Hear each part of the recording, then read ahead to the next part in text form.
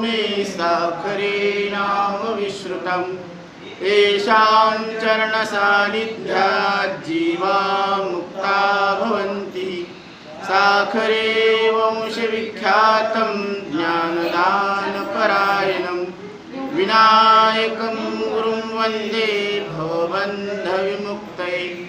ज्ञानप्रतापविलसद्वचनामृतं च अद्वैतभावपटुता हितबुद्धिरस्य ज्ञानेश्वरस्तु भगवान् अवतीर्णैव श्रीरङ्गनाथ गुरुराज नमोऽस्तु तुभ्यं। श्री गणेशाय नमः। जय जय पूर्णानंद घना जगद्व्यापका निर्गुणा अनादि सच्चिदानंद पूर्णा सावत्या निधाना दयाळू पूर्णबोधा प्रशांता परब्रह्मा पूर्णा व्यक्ता हृदयी साठविला दाता त्रैलोक्याचा तू विश्वेशा। तुझी ही अघटित माव ब्रह्मादिका न लगे ठाव वेद नीती नीती स्वयमेव कथिती भाव सज्जन। तू गरीब की श्रीमंत हे तव नकळे साक्षात विदेही व्यापक जीवनमुक्त मूर्ती साक्षात तुझी। संपूर्ण निरसला काम संसाराचा न चले जोम सदोदित एकांत प्रेम सर्व काळ साधिले। श्रीराम मंदिर संस्थान समतानगर सेलू येथे चालू असलेली श्री संत सावतामाळी चरित्र ही कथा या कथेचं अध्ययन चालू आहे। अध्याय 9वा चालू आहे। श्री गणेशाला नमस्कार असो। पूर्ण आनंदरूप तुमचा जय जयकार असो। जगात व्यापून निर्गुण असे सावता महाराज आहात। अनादि रूपाने सच्चिदानंद दयाळू सावता मी परमात्मा आहे असा शांत बोध पूर्ण प्रगट झालेले ब्रह्म ज्यांनी हृदयामध्ये तिन्ही लोकातला स्वामी दाता साठवलेला आहे विठ्ठल परमात्मा असे आपण विश्वेश्वर आहात। तुमची ही अघटित घटना ब्रह्मादिकांना सुद्धा कळत नाही। वेद नाही नाही असे म्हणतो असा भाव संत सांगतात। तुम्ही गरीब का श्रीमंत आहेत हे कळत नाही। जीवनमुक्तीचा सुद्धा तुमची विदेही मुक्ती दिसते। जीवनमुक्ती जगत असताना सुद्धा सावता महाराजांची विदेही मुक्ती दिसते। संसाराचा जोर तुमच्यावर चालत नाही। संसारामध्ये आसक्ती राहत नाही कारण काम संपला आणि नेहमी एकांत आवडतो। कामची नाही तेथे क्रोधाची कैसा राम गड्याची आवडी रे। म्हणून हे एकापेक्षा एक बळी आहेत। म्हणून सावता महाराजांच्या ठिकाणी काम संपलेला आहे म्हणून एकांत आवडतो। मनामध्ये पैशाची इच्छा नाही आणि भोगाच्या साधनाची आशा संपत्ती घरामध्ये जंगलामध्ये तुम्हाला कुठेच फरक वाटत नाही कारण घरात असो का जंगलात असो तो श्रीहरी विठ्ठलच आवडत आहे अंतकरणाला कारण तो छंद लागलेला आहे। माझे मना लागो छंद नित्य गोविंद गोविंद असं सावता महाराजांच्या अंतकरणामध्ये ही भक्ती प्रगट होत आहे। सदा असे एकांतवास संत संगी वाहे ज्ञानरस द्वैत द्वैन्य दारिद्र्यास आपोआप उबगाला। संपूर्ण विश्व नारायण याचेच झाले पारायण। रथईवास परिपूर्ण अभयद दृष्टीचा सदैव। संपूर्ण विश्व हे नारायण स्वरूप आहे याचंच काय झालेलं आहे पारायण झालेलं आहे। इथं थोडंसं ध्यानात घ्या पारायण शब्दाचा अर्थ काय। आपण नेहमी सप्ताहात लावतो ज्ञानेश्वरी पारायण म्हणजे काय। पारायण म्हणजे वाचन करणं आणि वाचन करणं म्हणजे आता सावता महाराजांनी काय वाचन केलं। संपूर्ण विश्व नारायण याचेच झाले पारायण। हे संपूर्ण विश्वच काय आहे पारायण आहे आणि या विश्वामध्ये केवळ जड वस्तू नाहीत तर इथं जीव आहेत इथं देव आहेत इथं संत आहेत तर सगळ्या प्रती हे विठ्ठल आहेत असा भाव सावता महाराजांच्या अंतकरणामध्ये निर्माण झाला। म्हणून जे जे दृष्टी दिसे ते ते हरी रूप पूजा ध्यान जप त्यासी नाही। अनुभवाला येणारे इंद्रिया समोर अनुभवाला येणारे विषय आणि अंतकरणामध्ये स्मृतीमध्ये येणारे विषय म्हणजे आठवणीत येणारे विषय हे सगळे हरिरूप आहे विठ्ठल स्वरूप आहे असं जो जाणतो तो खरा पारायण आहे, हा पारायण आहे. हृदयी वास परिपूर्ण अभेद दृष्टीचा सदैव मागील अध्यायी कथन. नामदेवा दाविली खूण हृदयी केल्या देव धारण. निरसे संसार सकळ आता द्यावे अवधान. पुढे कथा पवित्र पावन मनोभावे झाल्या श्रवण. नाश संसाराणायासी. नेहमी एकांताचा वास आवडणारे सावता महाराज संत संगतीत ज्ञानाचा रस घेतात. गरिबीला भेदाला आपोआप कंटाळा आलेला आहे. संपूर्ण विश्व नारायण स्वरूप आहे याचा अभ्यास झालेला आहे. नेहमी हृदयामध्ये एकत्वाचा भाव असतो. मागच्या अध्यायामध्ये हृदयात देव धारण केल्यानंतर संपूर्ण संसाराचा निराश झालेला आहे. ही खूण नामदेवाला सुद्धा लक्षात आलेली आहे. आता लक्ष द्या, पुढची गोष्ट पवित्र आहे. भाव पूर्ण ऐकल्यावर प्रयत्न न करता संसार संपून जातो. सावत्याची झाली कीर्ती थोर. देव साठविला चिरोणी उदर. आमचा कोणी न करीती आदर. करीती विचार अनुदीन. गावीचे पाटील तलाठी यांची वागणूक उलटी. दुर्जना उलट सांगोनी गोष्टी. सज्जना पिढी निष्कारण. गावकऱ्यांनी घातल्या माळा. परी अंतरी क्रोधाचा उमाळा. निंदा द्वेष वाढला आगळा. नसे ताळा तयाला. अज्ञानाची थोर बंड. अविद्या पोसी उदंड. असुर स्वभाव उघड. गुप्त रूपे प्रगटला. शिंदळ चोर जार समस्त. ओंकार स्वामीच्या आश्रमी येत. स्वार्थास्तव एकत्र जमत. परमार्थ भाव नसे. सावता महाराजांची कीर्ती झाली. पोट फाडून देव साठवलेला आहे. रोज लोक विचार करतात की आमच्याबद्दल कुणी आदर करत नाही, आमची कुणी चर्चा करत नाही. सावता महाराजांची कशी काय चर्चा होत आहे. गावचा पाटील तलाठी हा सुद्धा कपटी होता. दुष्टाला भयकून चांगल्या माणसाला विनाकारण दुःख द्यायचा. गावकऱ्यांनी माळी घातल्या पण मनामध्ये राग खवळलेला आहे. निंदा द्वेष किती वाढलेला आहे याचा त्यांना मेळच लागेना. अज्ञान वाढलेले आहे. अविद्या पोचल्याने आसुर स्वभाव कळाला. सिंदळ चोर जार हे सगळे लोक स्वामीच्या आश्रमामध्ये स्वार्थासाठी एकत्र येत होते. त्याचा परमार्थ भाव हा बिलकुल नव्हता.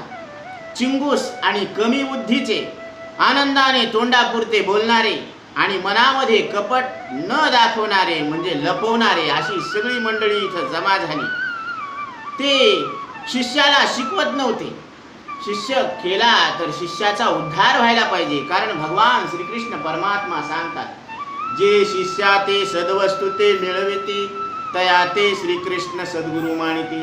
भगवान श्रीकृष्ण परमात्मा सद्गुरु कोणाला म्हणतात? जे शिष्याला तुम्ही न मरणारे परमात्मा आहात, ब्रह्मरूप आहात असं लक्षात आणून देतात ते खरे सद्गुरु आहेत आणि त्यांचे ते शिष्य आहेत जे या बोधावर आरूढ आहेत. परंतु इथं ओंकार स्वामीच्या आश्रमामध्ये मात्र शिष्यांना शिक्षण दिलं जात नव्हतं. मग काय करत होते? चिंगट अल्पमती थोर. अति हर्षी तोंड पुढे साचार. अति कपटी गुप्त व्यवहार. हा जमाव थोर जमला. शिष्यास विद्या न पडवी. अध्ययहीन मोठेपण दाखवी. जगी दांभिकता उभवी. नसे चवी आचरणा. गाफिलांची करवी चोरी. पैसे मिळवी औषधोपचारी. कामी जनासी भुलवी सत्वरी. दुष्ट स्त्रिया करवी खर्चिक पाहुनी यजमान. धार्मिकोत्सव निमित्त करून सकल संपत्ती नष्ट होऊन वाताहात करीतसे.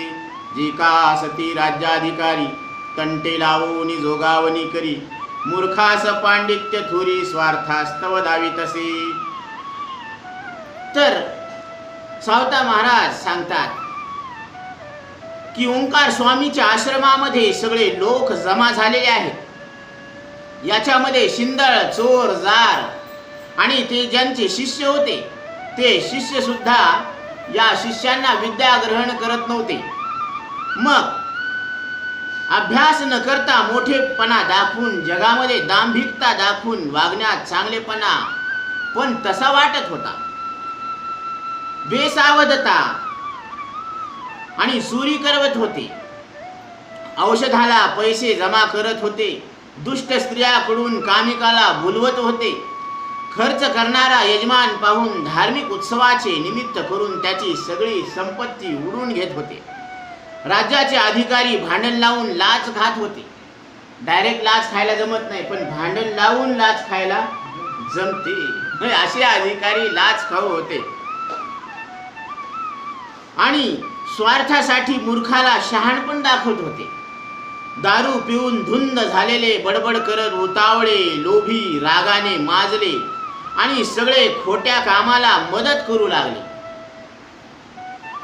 खोट्या कर्मी उदया येणे, राज्याधिकाऱ्यास चहाडी सांगणे, सद्गुरूशी लबाडी करणे, मत्सर करणे सदैव, विषयावरी अति आदर, अनुकुली वाढे मोह थोर, लोभ मोह वाढल्या फार, राग द्वेष बळावती, धर्मावरी न जडे बुद्धी, ढोंग वाढविली उपाधी, कुटीलपणे द्रव्य साधी, रममान होई त्यातची, पापाची इच्छा थोर, ज्ञात्याचा न करी आदर, विपरीत ज्ञाने समजून थोर, ज्ञातीचीही करीतसे.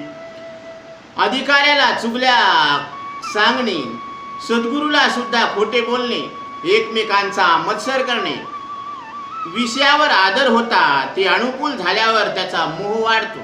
मोह वाढल्यावर राग द्वेषावर शक्ती मिळते. धर्माकडे बुद्धी प्रवृत्त होत नाही आणि ढोंगाने कपटाने पैसे मिळवून त्याच्यातच रमत होते. पाप करायची इच्छा फार तीव्र होती आणि एकमेकाचा मत्सर करत होते. ज्ञानी माणसाचा आदर करत नव्हते, उलट समजुतीने ज्ञानाला सुद्धा तसेच समजवायचे. म्हणजे ज्ञानी माणसाला सुद्धा उलट समजवायचे. पापाचे विचार चिंतन त्याच्याबद्दल तर बोलले, तशीच क्रिया करून अधर्मी बनले. सद्गुण संपले, गावातील खाटके मित्र बनले, मनुष्य रूपाने नरक प्रगट झाला. पापी कामाजी सावतावर दोषाचे आरोप करत त्याला तपस्वी स्वामी शिक्कामोर्तब करत होते. सल्लामसलतीने त्यांना मदत करत होते. सगळे लोक सावत्याचा आदर करतात, सावता महाराजांचा सगळेजण आदर करतात. पापाची इच्छा थोर, ज्ञाताचा न करी आदर, विपरीत ज्ञाने समजून थोर, ज्ञातीचीही करीतसे. पापमय विचार पाप चिंतन, सदैव पापाचे करी भाषण, पापमय क्रिया अनुदीन बने संपूर्ण अधर्मी. सद्गुण तव नष्ट झाले, सोबती झाले पापी खाष्ट, अंधतम नरक स्पष्ट, मनुष्य रूपे प्रगटला. कामाजी माळी पूर्ण पापी, सावत्या परी दोष आरोपी, ओंकार स्वामी गुरुतपी, साह्यभूतानुभूते. कामाजी माळी सावता महाराजांचा नेहमी द्वेष करत होता, विरोध करत होता आणि ओंकार स्वामी त्यांना गुप्त रूपीने मदत करायचे, त्यांच्या हो मध्ये हो मिळवायचे. सावत्याचा थोर सन्मान करीती पहा सकळ जन, ग्रामाधिकारी कुटील जन, कोणी न पुसे आम्हा. नित्य ती घरी वारकरी, भोजन कीर्तन कार्य सारी, आम्हा ती कोणी न विचारी, विपरीत परी झालीसी. पीक येतसे आचाट, चोरून आणल्या फुकट, तरी लाभ होईल प्रगट, सावत्याला सदैव. परंतु इथं अधिकारी जे होते ते काय करायचे? कपटी लोक आणि जे अधिकारी यांच्यामध्ये सांगड झालेली आहे. आपल्याला कुणी विचारत नाही. नेहमी वारकरी घरी येऊन कीर्तन भोजन करण्याचे काम सावता महाराज करतात. आपल्याला कुणीच कसं विचारत नाही. हे सगळे उलटे घडू लागले. नेहमी ऊस शेंगा गव्हाला ज्यावेळेस ओंब्या लागतात त्या आणल्या, फळाचे झाडे तोडले, पण पीक संपत नाही. सावता महाराजांच्या मळ्यामध्ये जेवढं पीक होतं, ह्यांनी किती जरी चोऱ्या केल्या तरी ते डबल पीक यायचे आणि हे यांच्या लक्षात येत नव्हतं. नेहमी ऊस शेंगा चोरलेल्या आहे त्यांनी. शेंगा चोरायची, ऊस चोरायचे, पण तो ऊस कमी होत नव्हता आणि शेंगाही कमी होत नव्हत्या आणि चवळीला तर बहार आलेला होता. अशी बागायत होती सावता महाराजांची. पीक येतसे आचाट, चोरून आणल्या फुकट, तरी लाभ होईल प्रगट, सावत्याला सदैव. ऊस शेंगा सदैव चोरिल्या, सतत गव्हाच्या ओंब्या आणल्या, फळ झाडे पूर्ण उतरिल्या, परी पीक न संपे. गाई गुरे झाली फार, धनही मिळाले अपार. हा गावी श्रीमंत थोर झाला आमच्या देखत. नंदनवना ऐसा बाग, उसाचा मळा अव्यंग. विहिरीस पाणी असे चांग, नसे लागवणेपणा. शिष्य शाखा वाढला मान, धर्मविधी उरकी पूर्ण. अतिताभ्यागताचे भोजन चालत असे श्रीमंतीमुळे. म्हणून या पद्धतीनं हा गावात मोठा श्रीमंत झाला. गाई गुरे खूप झाले. शिष्य संप्रदायाचा मान वाढला. धर्माने काम करून श्रीमंतीमुळे पाहुण्याला जेवण देतो. सावता श्रेष्ठ झाला. सगळ्यामध्ये हे आम्हाला सहन होत नाही स्वामीजी, आम्ही त्याचा विरोध करू. तेव्हा स्वामी म्हणाले, कारण हे सगळे जे जमा झालेले होते तर ते सावता महाराजांचा विरोध करू लागले. सावता सर्वश्रेष्ठ झाला, हे तो न खपे आम्हाला. आम्ही करू प्रतिकार त्याला. श्री गुरु ओंकार स्वामीजी. तव स्वामी जना बोलती, सावत्या त्या नावे न ठेवा निश्चिती. त्या ऐसा माणूस जगती, दुसरा कदा न मिळे. आत्मज्ञान सद्युद्योग सहिष्णुता, धर्मावरी बळकट धर्मनिष्ठता. पुरुषार्थ त्या लाभे आयता, द्वेष त्याचा न करावा. ज्याच्या कार्यासी विघ्न सर्व काळ येई कदा न बडबडता करी पूर्ण तो एक सावताच. धर्म अर्थ काम मोक्ष चारी पुरुषार्थ राबती प्रत्यक्ष. यथार्थ जाणे पक्षापक्ष पूर्ण एक सावता. सावता महाराज काय आहेत तर सगळे लोक विरोध करू लागले. त्यावेळेस स्वामीजी सांगतात, थांबा, तुम्ही सावता महाराजांना नाव ठेवू नका. त्यांच्यासारखा माणूस जगामध्ये दुसरा मिळणार नाही. आत्मज्ञानी, चांगला उद्योग करणारा, सहिष्णुता, ज्याची धर्मावर निष्ठा आहे, त्याच्यामुळे पुरुषत्व आपोआप भेटतो. त्याचा द्वेष करू नका. धर्म अर्थ काम मोक्ष हे चारही पुरुषार्थ सावता महाराजाकडे आहेत. त्यांच्यामुळे खऱ्या खोट्याचा आपोआप निवाडा होतो. त्यांचा द्वेष करू नका. आणि त्यांना खरी आणि खोटी या संपूर्ण बाजू सावता महाराजांना माहीत आहेत. त्यांचा सत्कर्मावर आदर आहे. मान अपमानाकडे ते लक्ष देत नाहीत. समुद्रासारखे पवित्र गंगाजळ आणि एकटे असे सावता महाराज आहेत, गंभीर आहेत. म्हणून त्याची तुम्ही अवहेलना करू नका. न सांगता त्या समजी गोष्ट, उगीच न बडबडी स्पष्ट. संकट निवारी आचाट तो एक सावताच. सत्कर्मी अति आदर, मानापमाना नसे थार. समुद्रा ऐसा पूर्ण गंभीर तो एक सावताच. वस्तू मात्री ओळखी सार, जाणे कार्य घटना प्रकार. साधन सामुग्री विचार, जाणे एक सावताच. भाषण स्खलित गंभीर, सांगे मौजेचे कथासार. मोठा तर्कबाज हुशार, समय स्फूर्ती अखंड. ग्रंथाचे जाणे सार, अंगी विद्वत्ता अपार. अनुभव ज्ञानी सखोल थोर तो एक सावताच. सावता महाराज काय आहेत? हे सावता महाराज, त्यांचा सत्कर्मावर आदर आहे आणि वस्तूतले हे सगळे सार ओळखतात. काम कसे करायचे याच्या साहित्याचा विचार सावता महाराजाला माहीत आहे. त्यांचे बोलणे गंभीर, स्पष्ट आणि गोष्टीचे सार सांगणारे आहेत. तर्कबाज आहेत, हुशार आहेत आणि हे सगळे ते अभ्यास पूर्ण सांगत असतात. विनाकारण दुसऱ्याच्या घरी जात नाहीत. पापी लोकांशी मित्रता करत नाहीत आणि खूप विद्वान आहेत. अनुभवाचं पूर्ण ज्ञान सावता महाराजांनाच आहे. म्हणून तुम्ही त्यांचा तिरस्कार करू नका, असं ओंकार स्वामी सांगतात. व्यर्थ न फिरे परघरी, पापी जनाशी सख्य न करी. दंभ परस्त्री पैशून्य या घोरी, कदा काळी न सापडे. धर्मार्थ सेवी काम, परिमणी असे निष्काम. सत्य धर्म हाची परम सावता, चालवी सदैव.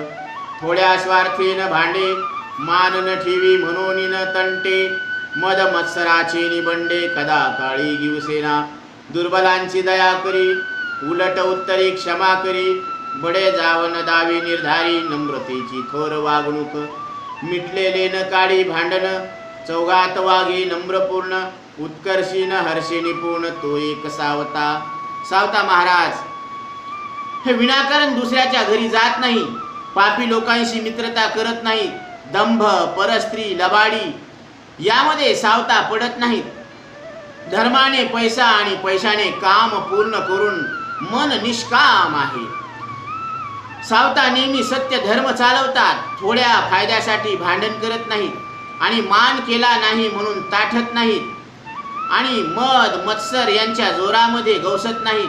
दुर्बलावर दया करत असतात, उलट बोलणाऱ्याला माफी देत असतात आणि मोठेपणा न दाखवता नम्रतेने हे वागत असतात. मिटलेले भांडण उकरून काढत नाही आणि आपण भांडत नसल्यांना सुद्धा उकरून काढतो मागचे भांडण आणि परत भांडत बसतो. म्हणून आपल्या अंतःकरणामध्ये दुःख अनुभवायला येतं.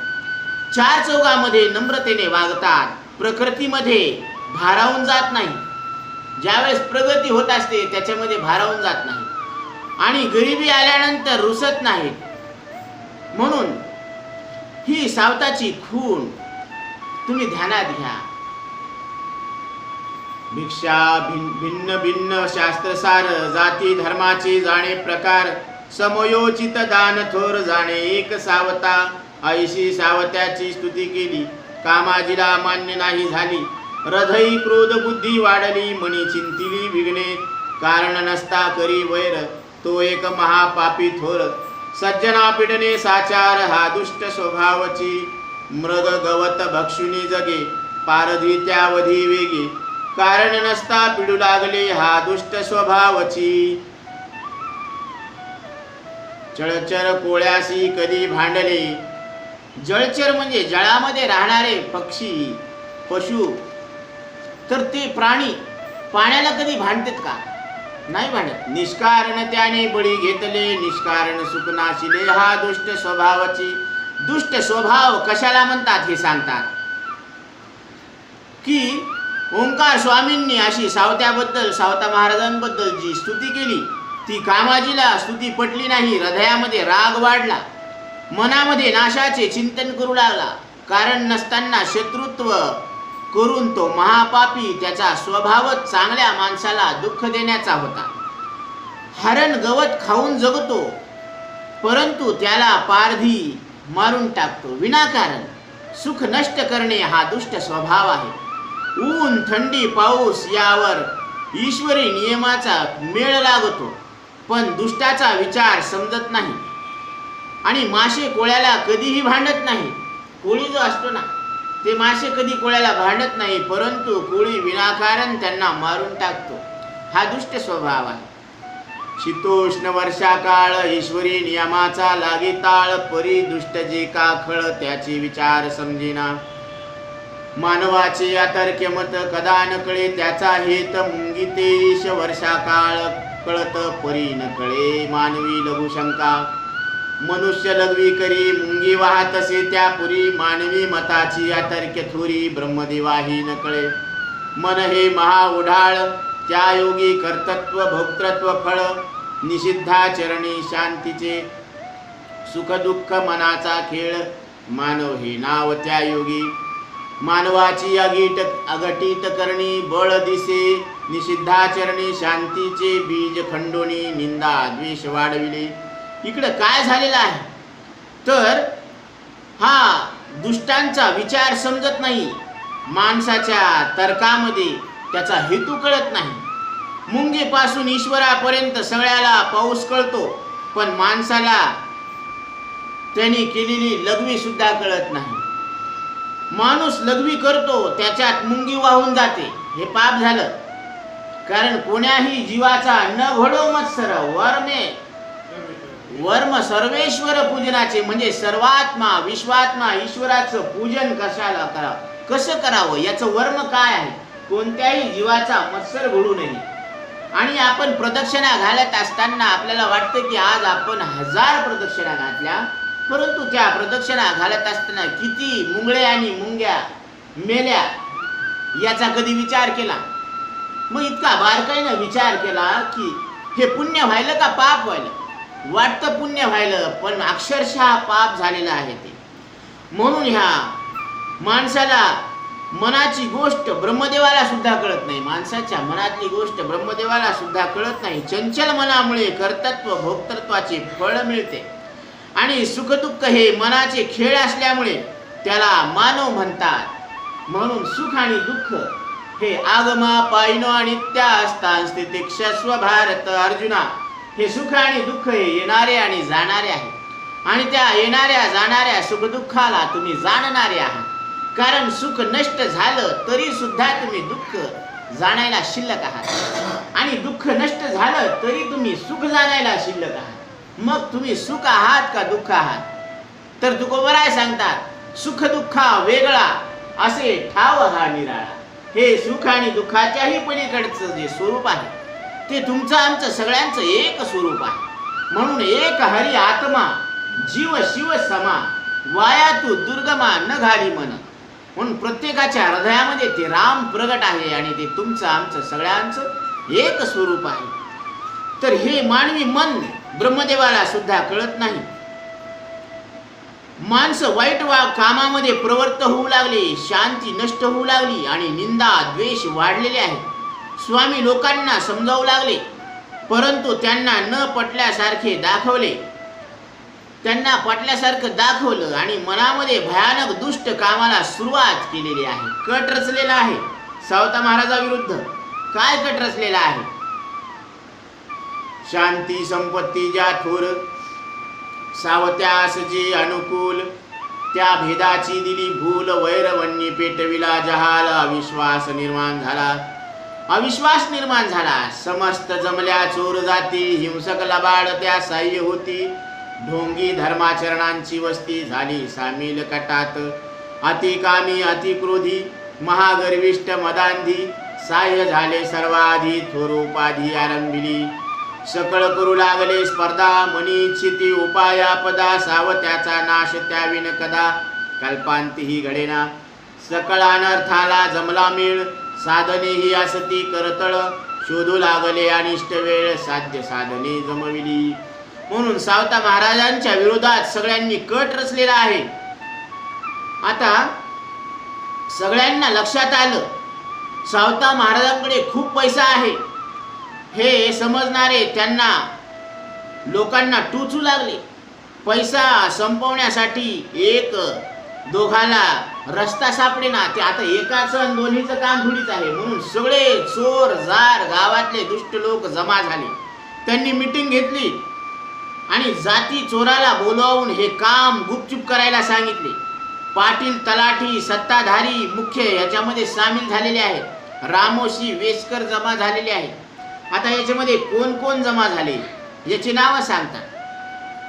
समस्तांनी केला विचार, सावत्याचा न लगे थार. योजावे विघ्न अनिवार, दुसरे सार दिसेना.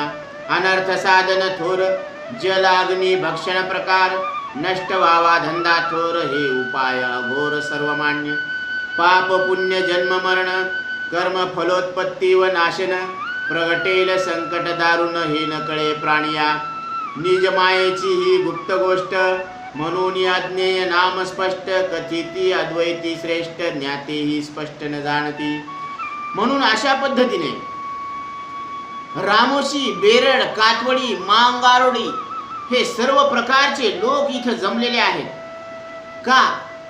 कारण इथं पुढे सांगितले होते ते, सावत्या जवळी द्रव्य साचले, स्वजन्माच्या मणी खोचले. नष्ट होण्याचे उपाय शोधले, एक दोघा साधिना. जातिवंत जी महाचोर, तिही दिदला त्या थार. कृत्य आरंभिले अघोर, गुप्त प्रकार न कळे. सत्ताधिकारी सामील झाले, पाटील तलाठी मुख्य त्यातले. रामोशी वेसकर जमविले, मेळा झाला अपार. रामोशी बेरड कातवडी, हिंसकांतक मांग गारोडी. मातंग वाट पाडे टोळ धाडी, ठक सर्व भक्षकादी जमले. हे सगळे जमलेले आहेत. समस्त जमल्या चोर जाती, हिंसक लबाड त्या साह्य होती. ढोंगी धर्माचरणांची वस्ती झाली सामील गटात. तर हे सगळे मांग लुटारू जमा झाले. मांग गारोडी, वेसकर, रामोशी हे जितके म्हणून दुष्ट लोक होते हे सगळे जमा झाले. या गटामध्ये सगळे चोर, खोट्याला मदत करणारे ढोंगी लोक जमा झाले. कामी, क्रोधी, गर्वाच्या मस्तीत आले. सगळ्यांनी आधी मदतीला आले आणि त्रास द्यायला सुरुवात केली. मदत करणाऱ्याला भुलवून, त्याला दाबून वैरभाव, अविश्वास दाखवू लागले. सगळे संकट आणून सावत्याचा नाश करण्यासाठी प्रयत्न करू लागले. सगळ्या दुष्टांच्या हातात सगळे उपाय साधून अडचणीची, वेळेची वाट पाहू लागले की कधी सगळ्यांना अडचणीत आणून यांना संकटात आणावं. जसं अभिमन्यूला चक्रव्यूहामध्ये यांनी काय केलं, संकटात आणलं, कारण त्याचा वध करायचा होता. हे कौरवांनी निश्चित केलं होतं. जिथे शांतता आहे तिथे चोराचा जोर चलत नाही. निंदा, भेद रहित वागल्याने नातलगांचा त्रास होत नाही. म्हणून ही गोष्ट गुप्त आहे. पाप व पुण्य व जन्ममरण हे कर्माचे फळ कधी येतात जातात हे माणसाला कळत नाही. जन्म कधी होतो, मृत्यू कधी येणार, पाप कधी होतं आणि पुण्य कधी होणार हे मानवी बुद्धीला कळत नसतं. मायेची शक्ती गुप्त असल्यामुळे वेदांती त्याला अज्ञेय म्हणतात. ज्ञानाला सुद्धा ह्या वस्तू कळत नाही, या घटना कळत नाही. म्हणून पाप पुण्य जन्म मरण कर्म फलोत्पत्ती व नाशन प्रगटेल संकट दारुण हे न कळे प्राणिया. निज मायेची ही गुप्त गोष्ट म्हणून अज्ञेय नाम स्पष्ट कथिती अद्वैती श्रेष्ठ ज्ञाते ही स्पष्ट न जाणती. सावता विचार करी विरुद्ध झाले गावकरी विघ्न संभव निर्धारी मणी संशय येतासे. परी त्याते मणी न गणी सदा चालवी आपुली करणी उद्भवेल संकट निर्वाणी स्पष्ट मणी कळेना.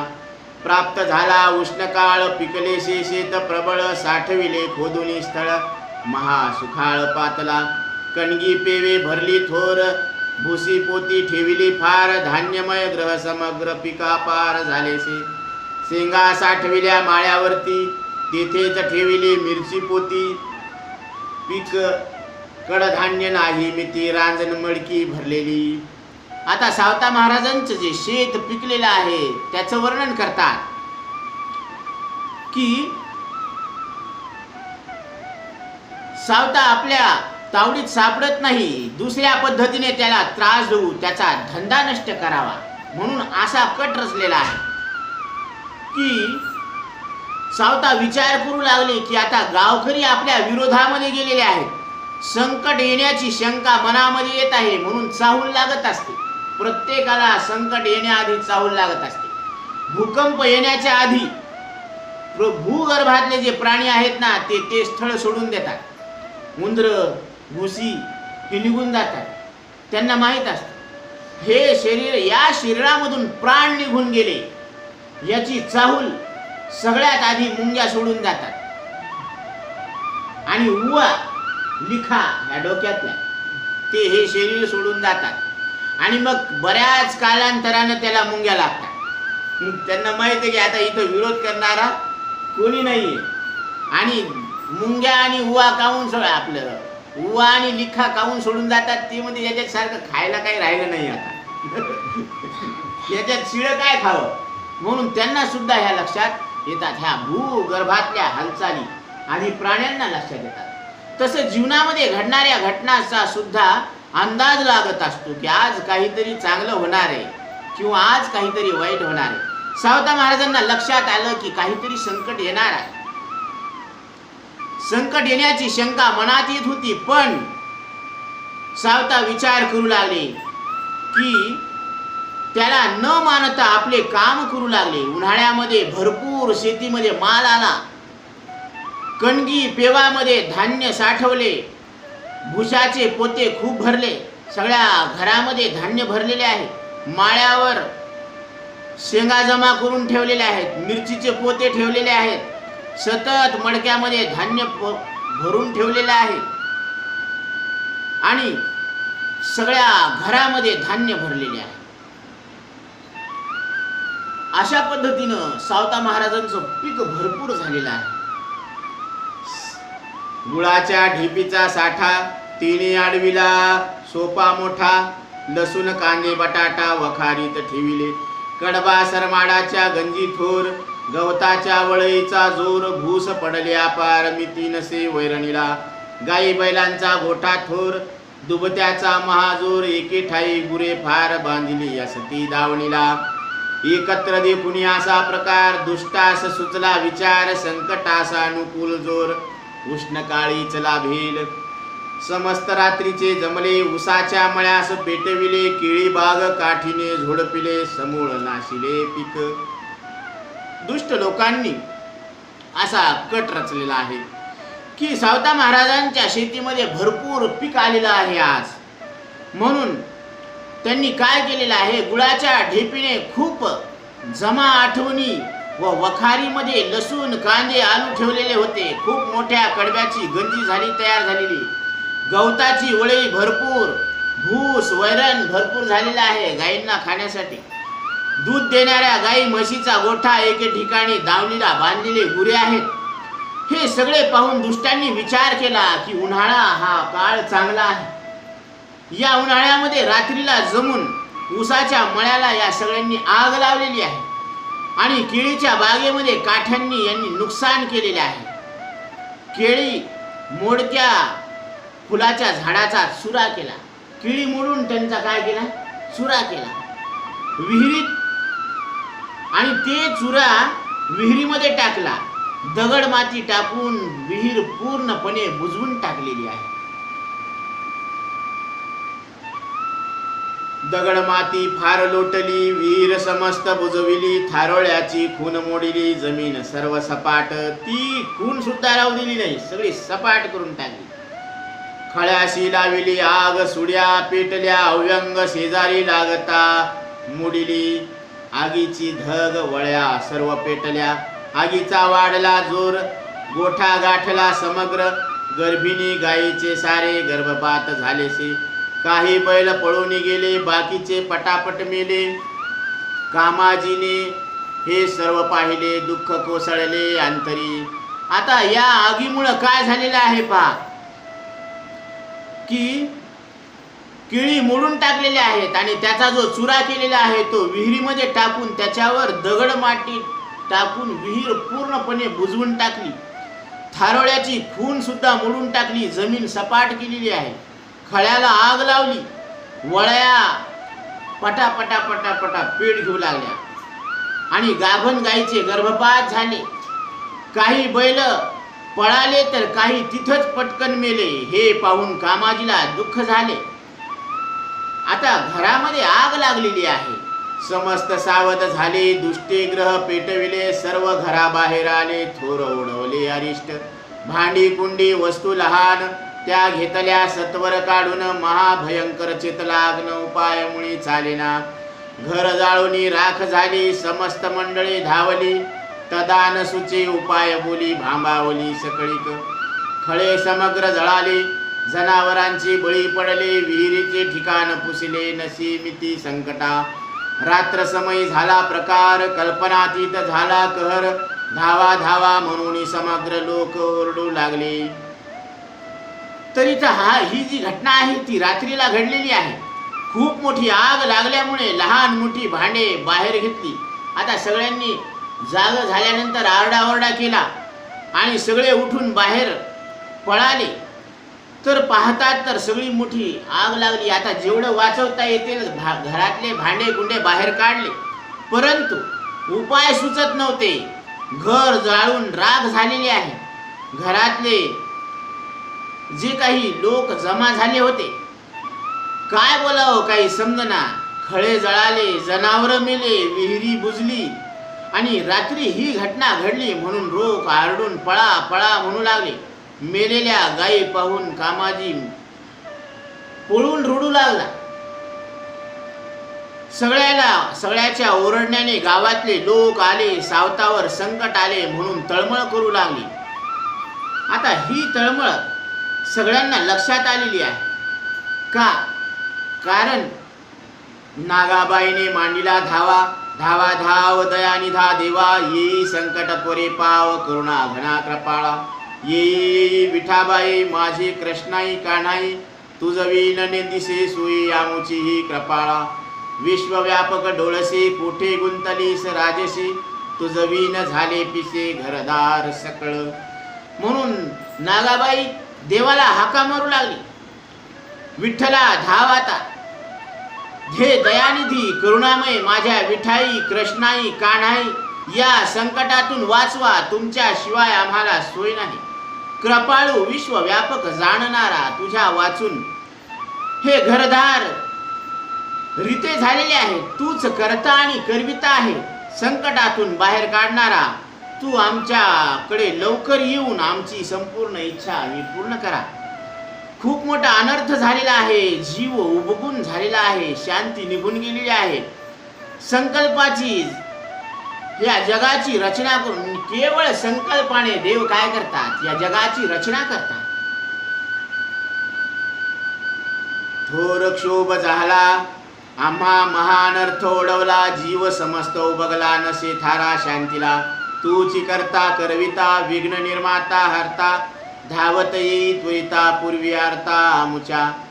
संकल्प मात्रे रची जगत आपणची अवतरोणी तेथ नाम रूप स्पष्ट भासत सर्वेशा गुणनिधी. हे नाम आणि रूप हे कोण भासायला लागलं, ह्या देवच भासायला लागला.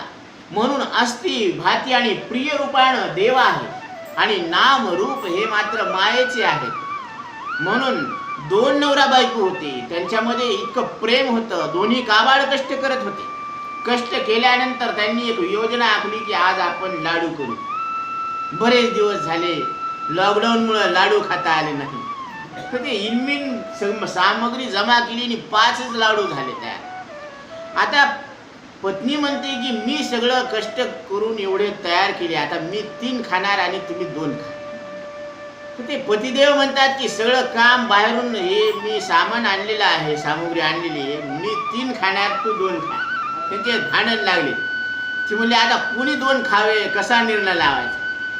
बोललं आता हे, ते म्हणले जे आधी बोलन ते 2 खाईन आणि मागचा 3 खाईन. आता हे बोलत न दुपार झाली, दुपारपासून 4 वाजले, संध्याकाळ हरिपाठ झाला. मुख्यानं मनातल्या मनात हरिपाठ घेतला, तसे झोपले पाणी पिऊन. आता ती म्हणली आता उठन तवा उठन. पाहता पाहता बरेच वाट पाहिली, या दोघांना झोप लागली तरी हे उठन. उठले तरी म्हणले की बोललं की 2 भेटतील, म्हणून हे बोलत न. तर सकाळपर्यंत 12, आता 10 वाजले, 8 वाजले, तर सगळे गावातले लोक चर्चा करू लागले हे कामाला कसं काय नाही गेले, दाट उघडं काही दिसेना, बरं आवाजही येईना. मग सगळ्यांनी दरवाजा ठोकला तरी आवाज देईना. ते म्हणले की बाबा आवाज बऱ्याच वेळा दिला, हे हाय का गेले, दरवाजा तोडा. म्हणले दरवाजा तोडला. ते उठत न, हाल न, बोल न, मग काय समजावं माणसाने. ते म्हणे आता हे गेले. मग त्यांनी 2 माळ तयार केले. आता ते म्हणले 2 माळ कशाला करायचे, हे नवरा बायको ते 1च माळ तयार करा. मग दोघांना काय केलं, एकाच माळ्यावर सरणावर. आता ती म्हणली मग ते घेऊन जायचं, तर आता एवढे माणसं कशाला, 5च जण बस झाले आणि 4 खांदेकरीने 1 माठ धरायला. मग ते गेले 5. आता ते घेऊन चालले सुद्धा तरी सुद्धा हे बोलच ना, कारण बोललं की 2 खावं लागेल. मग त्यांनी ते टेकलं, सगळं सरण बी रचलं. आता सरण रचून ते म्हणले आता याला चिता कोण देईल, ज्यानं ते धरलं मडकं तेच देईन ना. आता म्हणजे काय हरकत, आता यायचं कोणीच नाही, आता हे दोघंच होते. मग यांनी आग लावायला सुरुवात केली, चिता दिली, चिता पेटली तरी सुद्धा हे बोलणं. आता मानवाचं कसं शरीर निब्बरच असते आणि स्त्रियांचं थोडं लवचिक असते. हिला पट असं पोळायला लागलं. आहो आहो आहो म्हणे, थांबा थांबा म्हणे, तुम्ही 2 खा मी 3 खाते, तुम्ही 3 खा मी 2 खाते म्हणे. पण मला हे खूप पळायला लागलं. आता हे यायला नेणारे 5 होते, ते म्हणले बाबा हे मेले आणि भूत झाले, आपल्यालाच म्हणायला लागले की तुम्ही 3 खा मी 2 खाते. यांनी पळ काढला.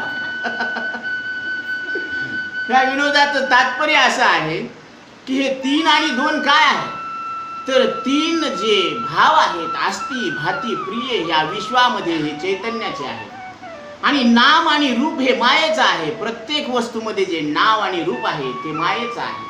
परंतु माया अध्यस्त असल्यामुळं नाम रूप हे कसं आहे, कल्पित आहे. देवा नाही नाव, देवा नाही रूप, देवा नाही गाव कोठे काही.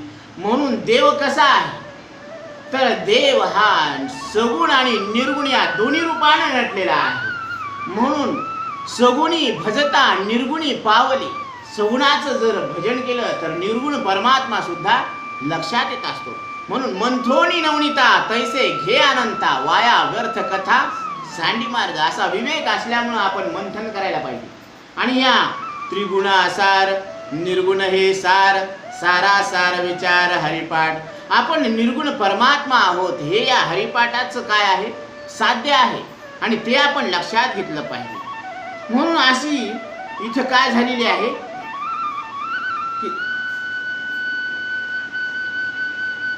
विश्वव्यापक डोळसे कोठे गुंतलीस राजसे, तुझवीन झाले पिसे घरदार सकळ.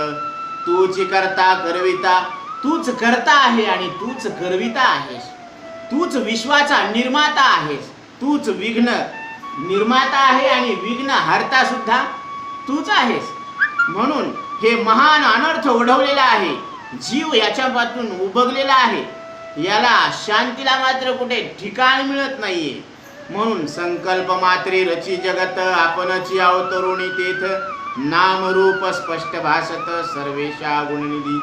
सर्वज्ञ सर्व वेत्ता, जगावरी तुझीच सत्ता. देवाची सगळ्या ईश्वरावर काय आहे, सत्ता आहे. म्हणून मी बोलविल्या वेदू बोले, मी चालविल्या सूर्य चाले. ईश्वराची इच्छा असल्यामुळं सूर्य चालतो आणि वेद बोलतो. असं यांचं महात्म्य आहे. सर्वज्ञ सर्व वेत्ता, जगावरी तुझीच सत्ता. प्राण्यांची निष्फळ अहंता, सूत्रधार तुझी पै. प्राणी मात्र काय करतात, विनाकारण समजतात की मी घर चालवतो, आपण घर चालवतो. मग आपण नसल्यावर कोण घर चालवतो? चालवणारा नसल्यावर चालतंय म्हणजे चालवणारा कोणीतरी वेगळाच आहे. म्हणून कोण करी बाळा दुधाची उत्पत्ती, वाढवी श्रीपती सवे दोन्ही. बाळाचं आणि आईचं एकाच दोन शरीर आहे, परंतु श्वास नलिका किती आहे, एकच आहे. तिथं श्वासाचा पुरवठा कोण करायला लागला? त्या बाळाला जेव्हा पाहिजे तेव्हा, जसं पाहिजे तसं कोण दूध पुरवायला लागला? उष्ण काळ मासे फुटती तरुवर, उदक तयासी कोण घाली. उन्हाळ्यामध्ये त्या घड्याळीवर पिंपळाचं झाड आहे, त्याला कोण पाणी घालतं तिथं? तरी उन्हाळ्यामध्ये टवटवीत दिसते का नाही ते? मग म्हणून त्याची सत्ता आहे, ईश्वर आहे. आणि ईश्वराच्या कॉन्टॅक्टमध्ये आपण आहोत. आपल्यावर ईश्वराची कृपा आहे. काय प्रूफ आहे तुमच्यावर ईश्वराची कृपा? म्हणून हा अखंड अविरत जो 24 तास नाकातून येणारी जाणारी ही हवा, हे कोणाचं प्रेम आहे, ही कोणाची कृपा आहे? चाले हे शरीर कोणाची सत्ते, कोण बोलविते हरिवीन. देखवी ऐकवी एक नारायण, तयाचे भजन चुको नको. म्हणून हे दिले इंद्रिय हात पाय कान, डोळे मुख बोलाया वचन. जेणे तू जोडसी नारायण, नासे जीवपण भवरोग. हे दिलेले आपल्याला हात पाय कान नाक डोळे कोणी दिले? ईश्वराने दिलेले आहे. म्हणून त्याचे उपकार आहेत, त्याची आपल्यावर कृपा आहे.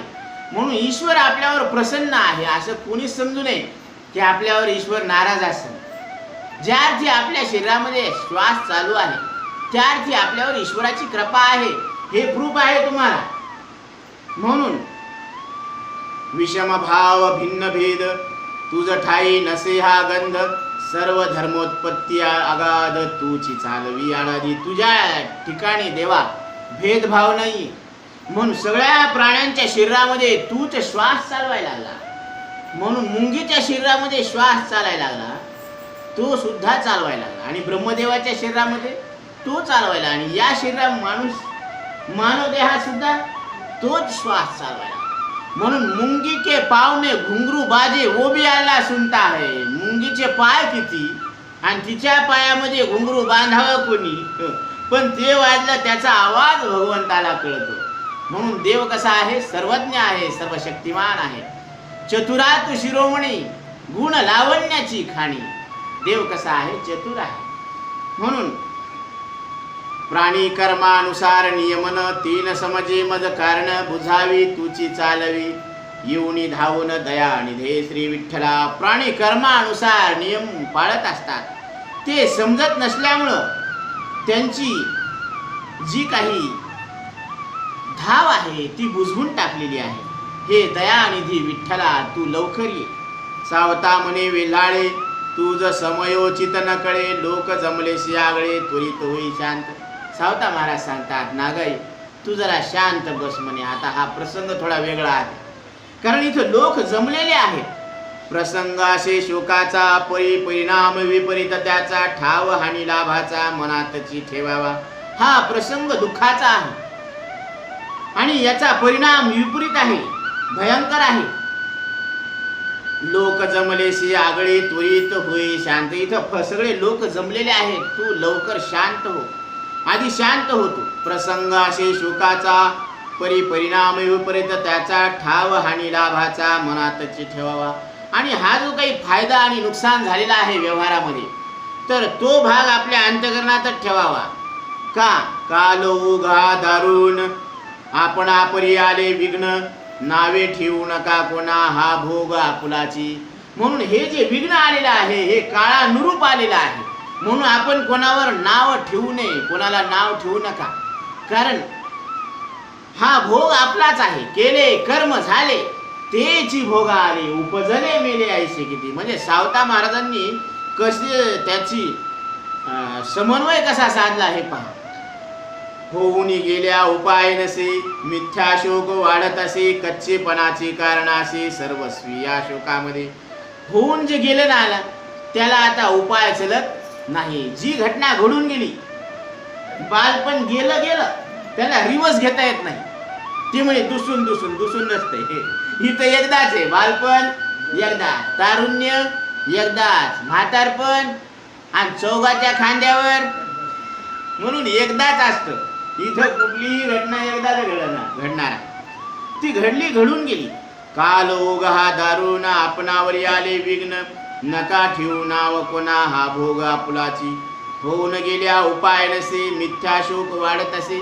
कारण विनाकारण ते दुःख काय होत असतं? मग वाढत असतं. कच्चेपणाचे कारणाशी सर्वस्वी या शोकामध्ये. या ठिकाणी दुःख व्यक्त करणं हे कच्चेपणाचं काय आहे? लक्षण आहे. त्रिविध जमलेसे जन न्याय निवाडा मिथ्या साधन निर्व करावी जाणून नसे साधन दुसरे. हे ती वेगवेगळ्या प्रकारचे लोक इथं गोळा झालेले आहेत. इथं न्याय किंवा निवाडा करणं हे खोटं आहे, नाटक आहे. मग निर्व करावी जाणून नसे साधन दुसरे. फक्त काय सगळ्यांना शांत करावं एवढंच काय आहे? मार्ग आहे. याच्या पलीकडे दुसरं साधन नाही. लोकांची घेऊन नावे उगीचची हेलपाटी घालावे. उगच याचं नाव घेऊन आणि त्याचं नाव घेऊन कशाला हेलपाटे घालायचे? लागत असे धन वेचावे येण्या जाण्याकरिता. आणि ते येण्या जाण्यासाठी सुद्धा पैसे खर्चावे लागते.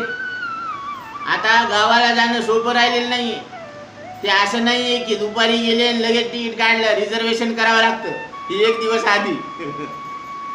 म्हणून हे जाणं येणं सोपं नाही. सर्वांचे मुख्य सार गप्प बसणे श्रेष्ठ विचार नको कोणाशी मत्सर हेवा देवा करणे. पहाटे कामाजी माळी आला सावत्या कडकडोनी भेटला साही प्रेमळा अन्यायाला मी अपराधी सर्वस्वी. म्हणून या सगळ्यांचं मुख्य सार एकच आहे की गप्प बसणं याच्यावर श्रेष्ठ विचार आहे, दुसरा पर्याय नाही. तरी नको कोणाशी मत्सर हेवा देवा करणे. कोणाचा हेवा देवा करून काही उपयोग नाही, कोणावर दोष टाकून उपयोग नाही. पहाटे कामाजी माळी आला. कामाजी माळी सकाळी सावता महाराजाकडे आली. सावता कडकडोनी भेटला साही प्रेमळा अन्यायाला मी अपराधी सर्वस्वी. सावता महाराजांना कडकडून मिठी मारली आणि आपण केलेल्या पापाचं प्रायश्चित्त केलं. सावता महाराज, हे मला माहित होतं ही घटना घडणार आहे म्हणून, परंतु मी तुम्हाला सूचना दिली नाही. पूर्व सूचना जर दिली असती तर तुम्ही काहीतरी त्याच्यावर उपाय केला असता. म्हणून तो आपला गुन्हा कबूल करू लागला, अपराध कबूल करू लागला. इथपर्यंत आपली कथा आलेली आहे. 117 क्रमांकाची ओवी चालू आहे. राहिलेला विषय आपण नंतर घेऊ. पुंडलिका वरदे हरी विठ्ठल श्री